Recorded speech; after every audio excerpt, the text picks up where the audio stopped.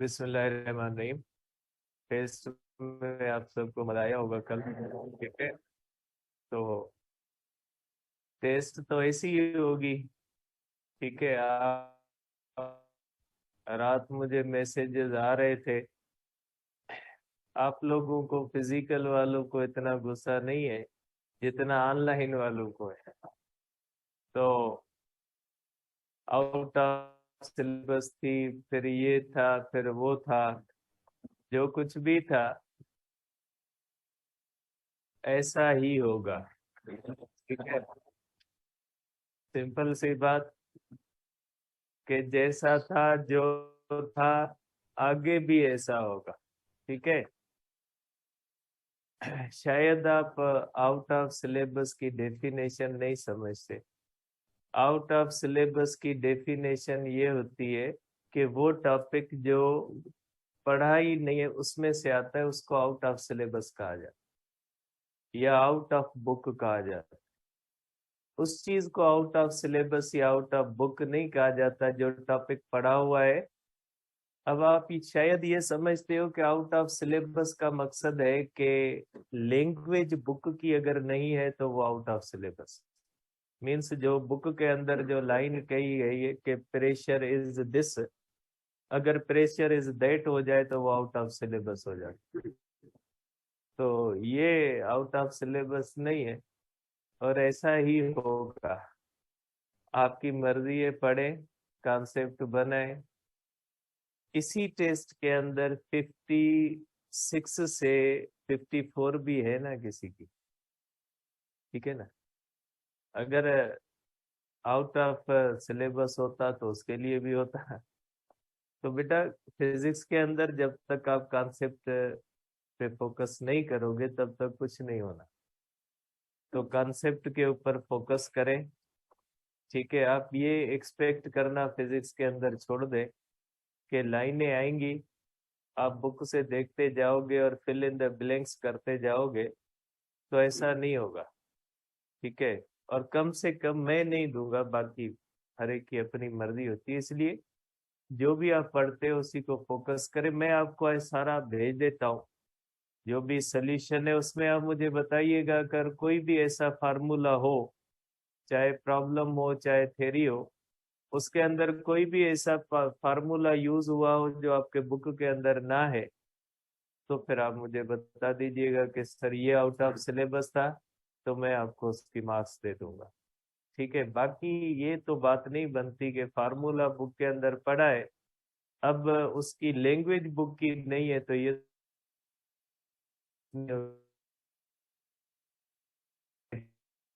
ठीक है होगा।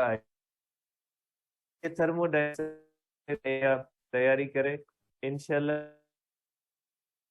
कि ये मंडे छोड़ के जो आगे आने वाला है, ये मंडे छोड़ के से नेक्स्ट जो मंडे होगा, इंशाल्लाह इसके राउंड अबाउट जो होगी वो आपकी दूसरी जो है वो जीटी होगी। तकरीबन जो है वो 15 दिनों के राउंड अबाउट जो होगी वो सेकंड आपकी टेस्ट होगी।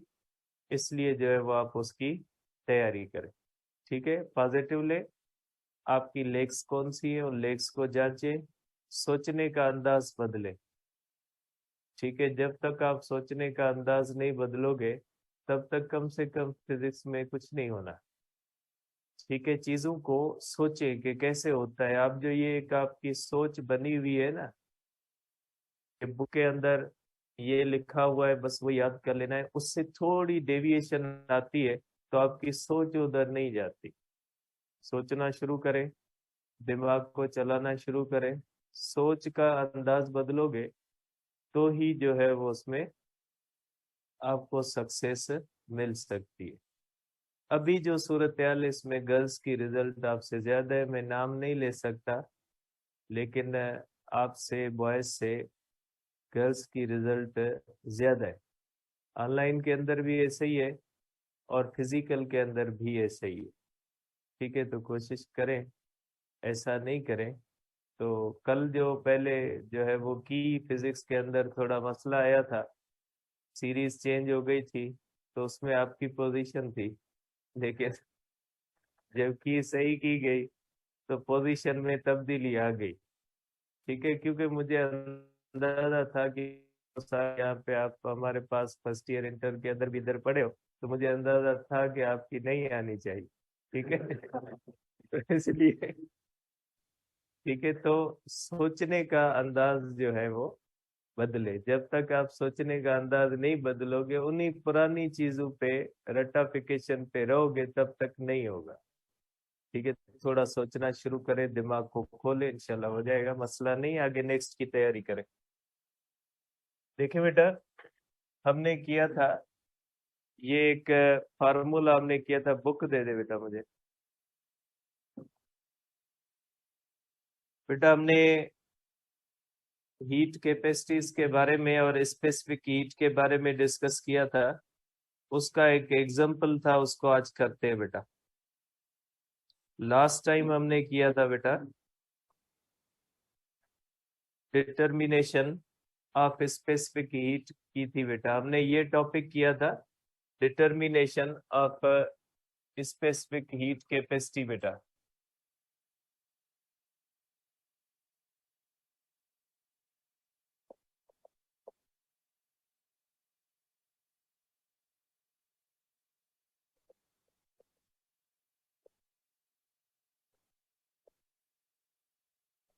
बेटा determination of specific heat capacity के अंदर हमने ये रूल किया था बेटा, heat lost is equal to heat gained बेटा। बातें नहीं करे बेटा, heat lost is equal to heat gained होता है बेटा। इसके अंदर हमारे पास बेटा जो क्वेश्चन है ये है 11.5 बेटा, एग्जाम्पल होता है। ठीक है, एग्जाम्पल है बेटा 11.5। क्वेश्चन के अंदर कहा गया बेटा 50 ग्राम पीस ऑफ मेटल। ठीक है बेटा, इसमें हमने ये पढ़ा था कि जिस चीज की स्पेसिफिक हीट फाइंड करनी है उसका मास पता होना चाहिए बेटा। तो मास ऑफ द मेटल क्या होता है बेटा, इज इक्वल टू 50 ग्राम होता है बेटा। ठीक है, अब स्पेसिफिक हीट ऑफ मेटल आपको फाइंड करनी है। इसके अंदर है बेटा जो कैलोरी मीटर है, mass of the calorimeter is equal to 400 gram, और specific heat of calorimeter दी हुई है बेटा 386 जूल पर किलोग्राम पर केल्विन बेटा दी गई है। मास ऑफ द वाटर दिया हुआ है बेटा 400 ग्राम। स्पेसिफिक हीट ऑफ वाटर होती है बेटा, लेफ्ट पेज पे लिखी हुई है 4180 बेटा, 4180 जूल पर किलोग्राम पर केल्विन होती है बेटा। ठीक है, अब इसमें कहा गया बेटा कि इस तरह से कैलोरी मीटर है, कैलोरी मीटर के अंदर इस तरह से पानी पड़ा है बेटा, और पानी के अंदर हम क्या डालते हैं बेटा, मेटल डालते हैं। अब मेटल की स्पेसिफिक हीट आपको बतानी है कि मेटल की स्पेसिफिक हीट कितनी होती है बेटा।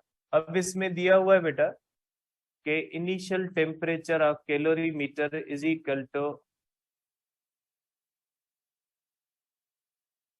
बेटा initial temperature of calorimeter is equal to initial temperature of water is equal to 20 degree Celsius बेटा।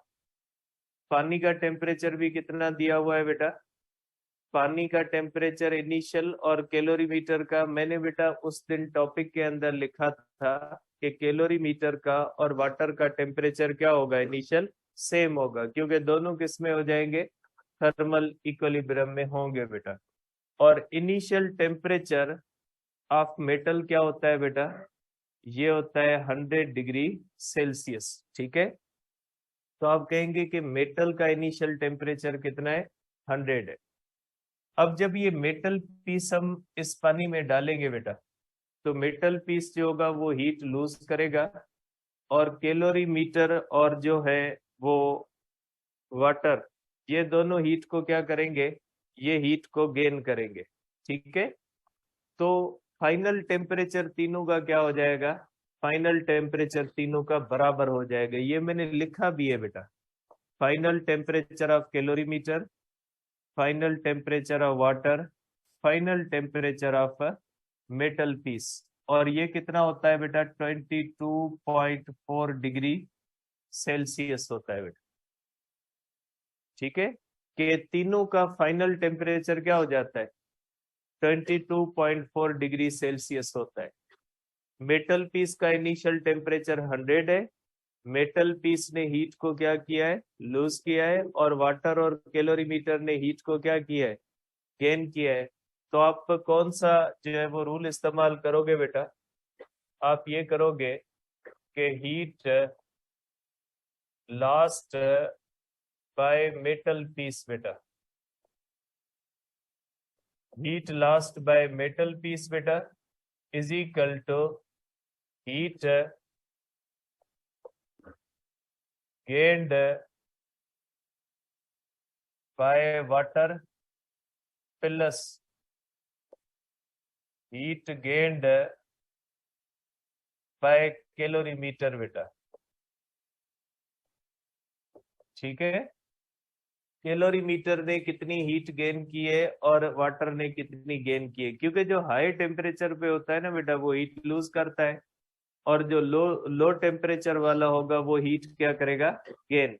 वाटर का और कैलोरीमीटर का टेम्परेचर कौन सा है? 20 डिग्री सेल्सियस था बेटा, और मेटल पीस का 100 डिग्री इनिशियल था। तो जाहिर सी बात है जब मेटल पीस को आप मिक्स करोगे तो मेटल से हीट का फ्लो होगा, क्योंकि हीट का नेचुरल फ्लो होता है from hot body to the cold body. अब आप करोगे बेटा mass of the metal, specific heat of the metal, change of temperature of metal is equal to mass of the water, specific heat of the water, change of temperature of water beta. Mass of the calorimeter, specific heat of the calorimeter, change of the temperature of calorimeter. अब देखिए बेटा एक बात याद रखिएगा कि यहाँ पे मास ग्राम में दिया हुआ है और सी जूल पर किलोग्राम में दी हुई।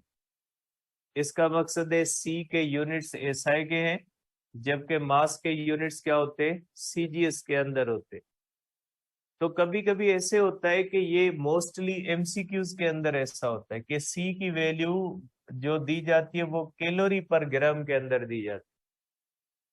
ठीक है, अगर सी की वैल्यू कैलोरी पर ग्राम के अंदर दी जाए तो आप मास को ग्राम के अंदर इस्तेमाल कर सकते, क्योंकि अगर मास ग्राम में है तो सी कैलोरी पर ग्राम में, क्योंकि कैलोरी पर ग्राम जो होता है वो किसका यूनिट होता है? सीजीएस का। कैलोरी सीजीएस का है, और जो ग्राम होता है वो किसका होता है?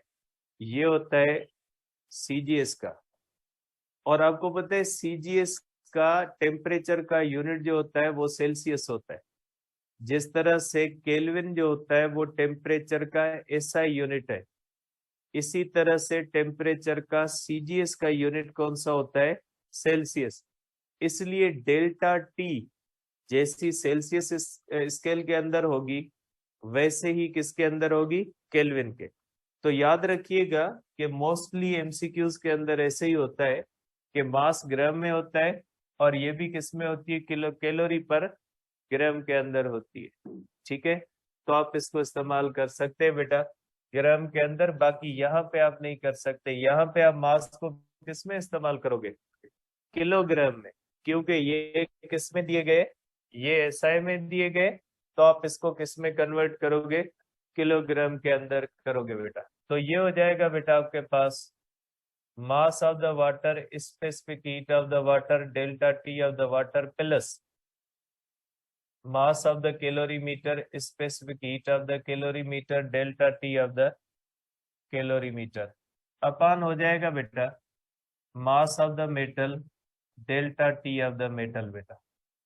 देखिए delta T of the metal कितना होगा बेटा? Is equal to 100 minus 22.4, 77.6 degree से सेल्सियस या 76.6 केल्विन होगा बेटा।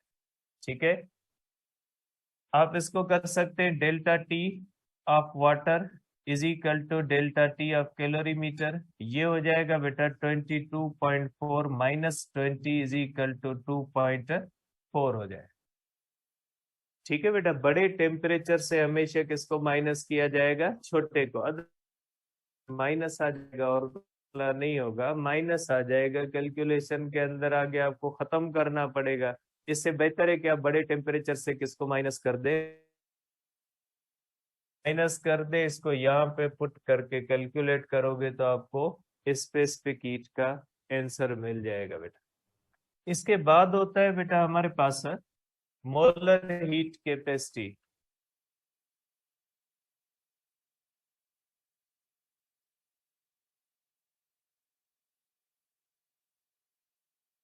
इसको भी आप सी से कह ले बेटा, मोलर हीट कैपेसिटी। देखिए बेटा, हमने दो चीजें ली थी। एक हमने ली थी बेटा हीट कैपेसिटी पढ़ी थी, और दूसरी हमने कौन सी पढ़ी थी, specific heat capacity. Specific heat capacity के अंदर हमने पढ़ा था amount of heat required to raise the temperature of 1 kilogram of substance हमने किया था। अब इसके अंदर हम क्या पढ़ेंगे बेटा, amount of heat, amount of heat required to raise temperature of 1 mole of substance, 1 mole of substance up to 1 degree Celsius or 1 Kelvin is called molar heat capacity बेटा। ठीक है बेटा, किसी भी चीज का अगर 1 मोल ले बेटा, सपोज करें हमारे पास इस तरह से है बेटा कि हमारे पास 1 मोल ऑफ आइडियल गैस है इस तरह से। ठीक है, 1 मोल ऑफ आइडियल गैस है और इसका इनिशियल टेम्परेचर आप समझे 14.5 डिग्री सेल्सियस है। अब अगर आप इसको हीट देते हो बेटा, डेल्टा क्यू देते हो, ठीक है। अब डेल्टा क्यू आप दो और उसका टेम्परेचर जो फाइनल बन जाए, ये कितना बन जाए 15.5 degree Celsius, means delta T कितनी बन जाए बेटा 1 सेल्सियस डिग्री बन जाए। ठीक है, तो आप कहोगे बेटा 1 सेल्सियस डिग्री बन जाए, तो आप कहोगे कि ये जो हीट होती है इसको हम क्या कहेंगे, मोलर हीट कैपेसिटी। कि वो हीट जो किसी भी गैस के 15.5 उसके लिए आपको जितनी भी हीट देनी पड़े, मोलर हीट कैपेसिटी। ठीक है, अब ये डायटोमिक गैसेस की अलग होती है, मोनोएटोमिक गैसेस की अलग होती है, और पॉलीएटोमिक गैसेस की अलग होती है। ठीक है, इनका जब डिफरेंस पढ़ेंगे Mayer's formula C minus CV, तो उसमें इसको आगे डिस्कस करेंगे। यहाँ पे सिंपली आप समझे कि मोलर हीट कैपेसिटी का मतलब क्या होता है। मोलर हीट कैपेसिटी का सिंपल सा मतलब है कि किसी भी सिलेंडर के अंदर आप किसी भी गैस का 1 मोल रखें, फिर उसका कांस्टेंट वॉल्यूम रखें, फिर उसका कांस्टेंट प्रेशर रखें, वो आपकी मर्जी है। लेकिन 1 डिग्री बढ़ाने के लिए, ये 1 डिग्री बढ़ाने के लिए उसको जितनी भी हीट देनी पड़े, वो हमें क्या बताती है, मोलर हीट कैपेसिटी बताती है बेटा। ठीक है, आप इसका फार्मूला कर सकते हैं बेटा, आप इसका फार्मूला करो जी कल अपन आप करोगे एन डेल्टा टी, और इसका यूनिट कौन सा हो जाएगा बेटा, इसका यूनिट हो जाएगा जूल पर मोल पर केल्विन बेटा, आप इसका यूनिट कर सकते हैं। ठीक है, अब बेटा यहाँ पे कहा जाता है कि गैसेस की मोलर हीट कैपेसिटी दो होती है बेटा, गैस सॉलिड लिक्विड की एक होती है, जबकि जो गैसेस होती है ना, जो गैसेस होती है उनकी मोलर हीट कैपेसिटीज 2 होती है। बेटा इसकी बुनियादी वजह ये है कि जो गैसेस होती हैं उनका प्रेशर चेंज होने से उनके वॉल्यूम में अच्छी खासी तब्दीली आ जाती है। आपको पता है कि गैसेस के मालिक के दरमियान स्पेस होता है, प्रेशर बढ़ने से वॉल्यूम कम हो जाता है और प्रेशर कम होने से वॉल्यूम क्या हो जाता है, बढ़ जाता है। क्योंकि गैसेस के अंदर कंप्रेस होने की सलाहियत है, गैसेस के इंटरमॉलिक्यूलर स्पेसिंग ज्यादा होती है। आप उसको प्रेस करोगे, मॉलिक्यूल एक दूसरे के करीब आ जाते हैं। आप उसको जो है वो एक्सपेंड करोगे, मॉलिक्यूल एक दूसरे से दूर हो जाएगा। तो आप कह सकते हैं बेटा कि जो गैसेस होती है, ठीक है, जो गैसेस होती है उनका प्रेशर चेंज होने से वॉल्यूम में फर्क आ जाता है।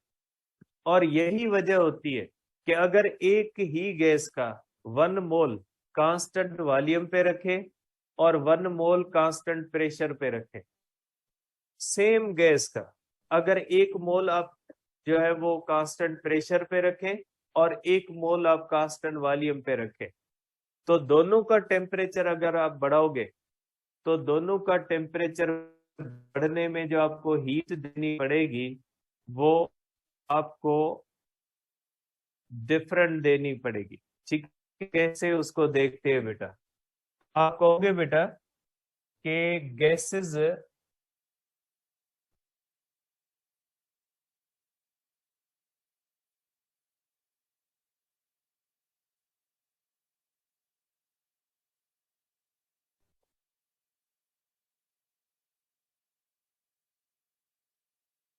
गैसेस को बेटा 2 मोलर हीट कैपेसिटीज होती है।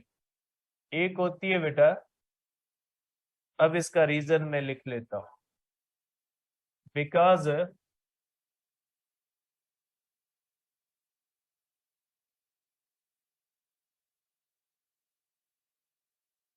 Pressure can change volume of gas बेटा। अब इसके अंदर होती है बेटा, एक होती है हमारे पास molar heat capacity, molar heat capacity at constant pressure बेटा। ठीक है बेटा, एट कांस्टेंट प्रेशर बेटा, CP, molar heat capacity at constant pressure बेटा। कि अगर किसी भी गैस का आप वॉल्यूम कांस्टेंट रखते हैं, आप इसको इस तरह से डिफाइन कर सकते हो, amount of heat required to raise temperature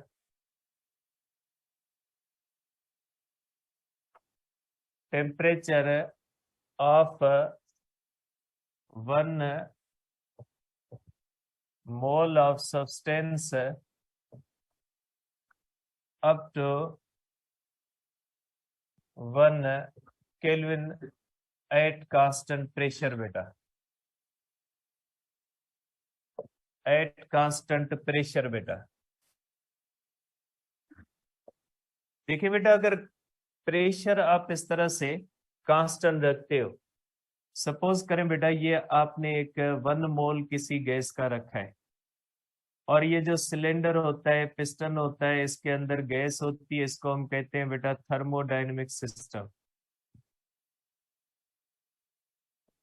देखिए बेटा, सपोज करें इस तरह से हमारे पास सिलेंडर है, पिस्टन है और इसके अंदर हमने क्या रखा है बेटा, 1 मोल ऑफ आइडियल गैस रखा है।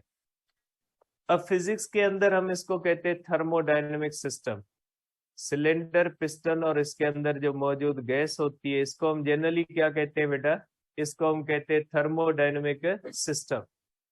अब इसका अगर प्रेशर कांस्टेंट है बेटा,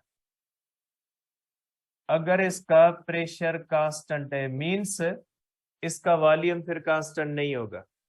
अगर ऊपर से जो है वो अंदर से, सपोज करें अगर आप इसको हीट दोगे तो अंदर से प्रेशर क्या करेगा, बढ़ने की कोशिश करेगा। लेकिन ऊपर से प्रेशर क्या होता है, कांस्टेंट। तो नतीजा ये निकलेगा कि अंदर के प्रेशर के बढ़ने की वजह से इसमें क्या आ जाएगी, एक्सपेंशन। और एक्सपेंशन आने की वजह से अंदर और बाहर का प्रेशर हमेशा क्या रहेगा, सेम रहेगा।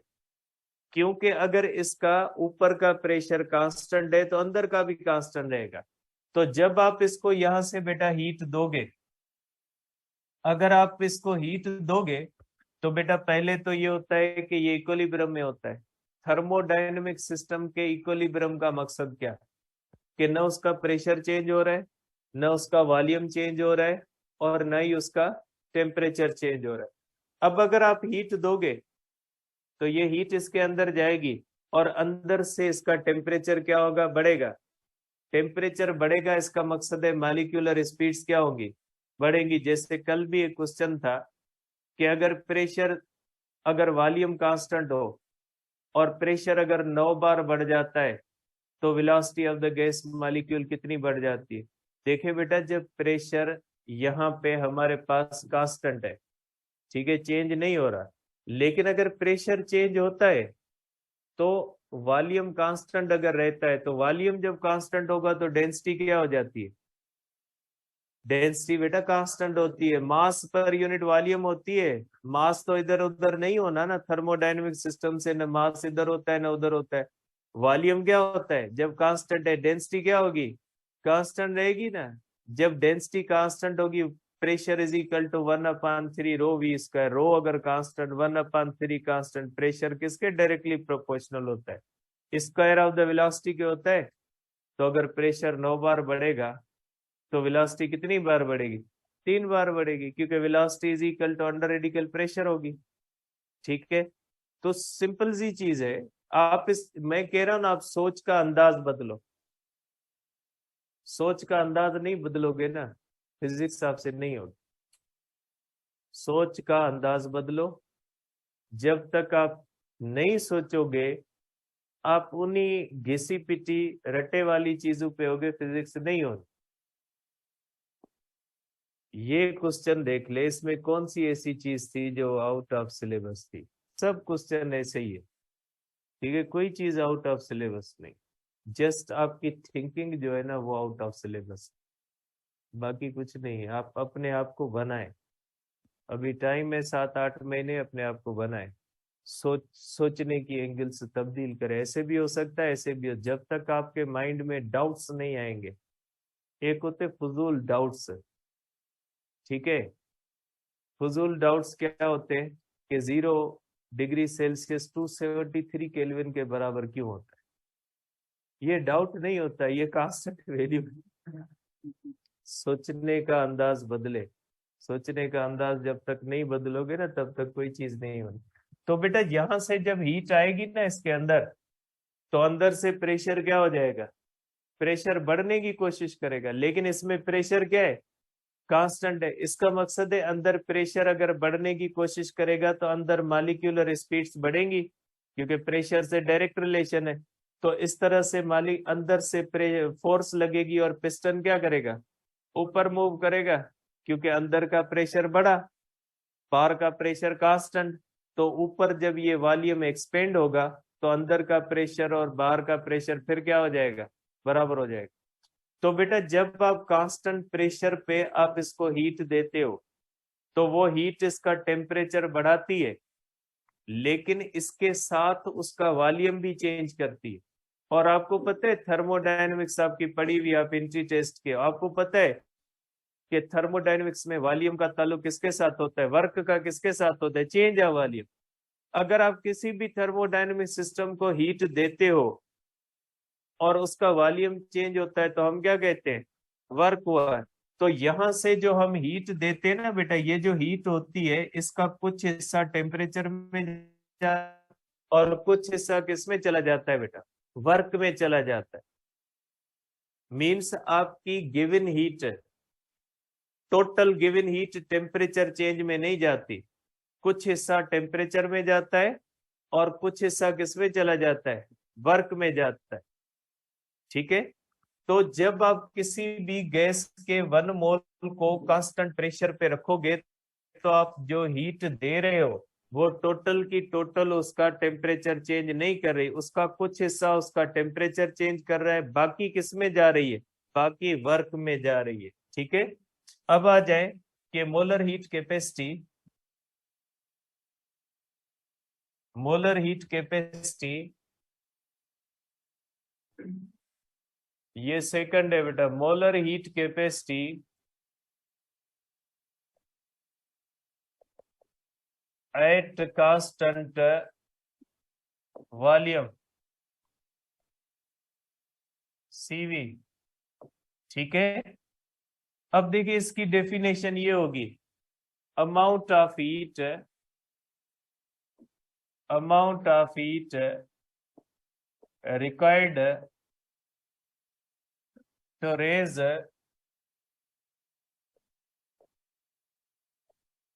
Temperature of 1 mole,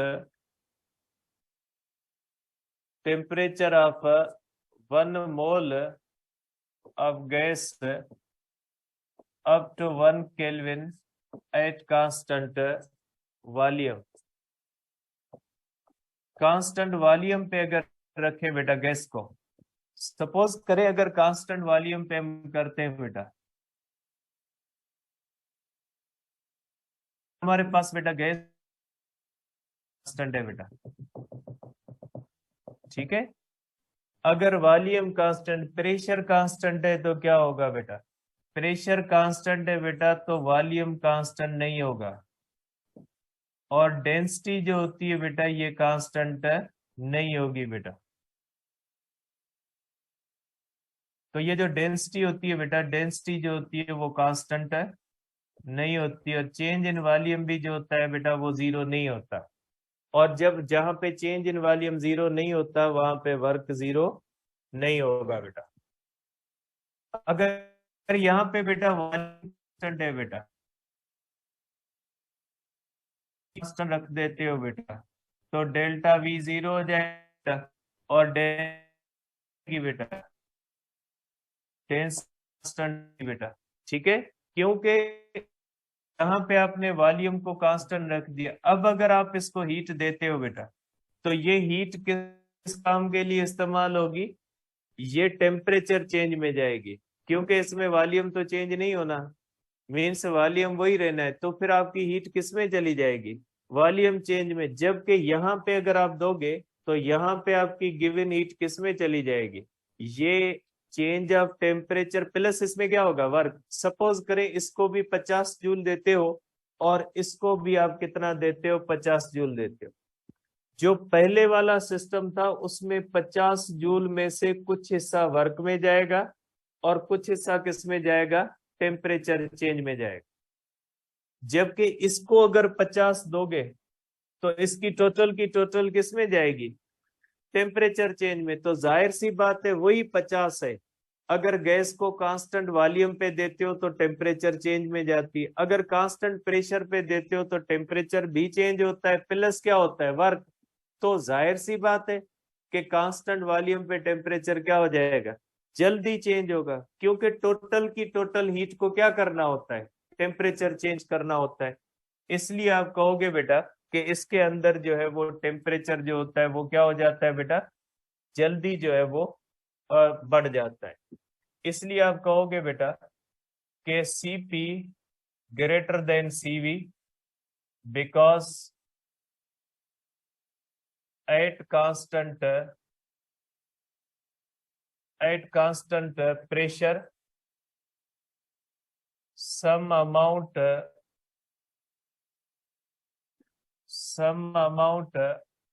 of given heat is also converted into work। ठीक है, whereas at constant volume total heat is utilized in changing temperature. ठीक है, we can conclude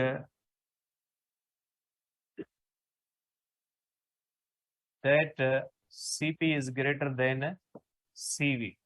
ठीक है, अब इनमें डिफरेंस क्या होता है बेटा? ये रॉबर्ट मेयर का फार्मूला है, इंशाल्लाह जब आएगा तो देखेंगे।